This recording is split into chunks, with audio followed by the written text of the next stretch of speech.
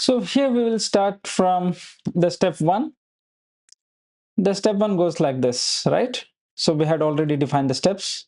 Let me copy this step one, and what are all the necessary detailing is required for executing the step one. We need to load the necessary packages and the libraries. Both are one and the same. We need two libraries. So very first library we are going to work with is ggplot2. ggplot2. So this library we required is for building plots layer by layer, and here we will use it for creating scatter plot. ggplot2. The second library we require is for dplyr, right? So dplyr is the library we are using. The dplyr library basically provides functions for exploring and summarizing data. So this will help us to understand the categories in the data set. So these two are the library we require. In the previous class, in the previous experiment, I had already told you how to install the packages and how to load the packages. We are going to repeat the same thing here. In case if you have missed that part, I will walk you across this installing the library and using the library once again in this particular video. I'm adding the code block here. So the code block, you can directly use the keyboard shortcut. Otherwise, you can go to this particular menu item, click on R, and there is a second way of adding the code block is press Option Command I in Mac OS and appropriate shortcut in Windows. There is a second way of adding the command block. Code block is going to the visual tab, and here in the visual tab you place the cursor wherever you want the code block, go to insert executable cell and R. Likewise, you can add the code block. Only thing, whatever you are writing in the code block gets executed, everything else will be considered as the markdown. So I'm switching back to the source block. So I have this. Okay. So there is some problem with respect to the formatting. Let me check what is wrong here. So I should have given two spaces in front of each one of, because here is only one space I had given. That's why it has not recognized these as the bullet items.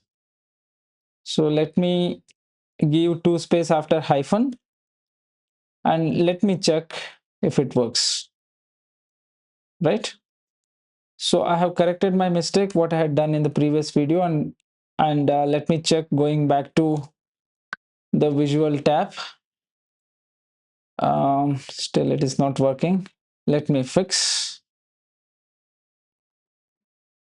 So we have to add two spaces after this dash symbol to make it appear to the as a bullet items. Okay. So going forward, we have added the code block. Here in the code block, we'll have to install these two libraries because we had already installed these two libraries in the previous program. I will just add a comment here about in case if you had not installed these two libraries, you can follow and execute this line of code in your console to get this library. If you are executing it for very first time, you will be needing these two libraries like ggplot2 and dplyr. You can get this library by running this line of code install.packages, right? So ggplot2. So this is one package you require. The other package you require is install install dot packages dpl wire. Right, these two are the packages you need to run. In the console, you just write this line, first copy paste, write this line in the console and hit enter. This takes some time depending on your internet speed, and it gets installed. ggplot2 gets installed. The same thing you can do with install.packages of dplyr also you can do, and it gets installed. Once after installing these two packages gets enabled on your computer. That means become available on your computer.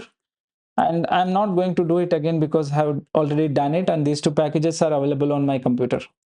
So once after installing the package, and the next step is to load the package to use the functions given by this package. So the function for using this package is library ggplot2, and I will be adding library dplyr.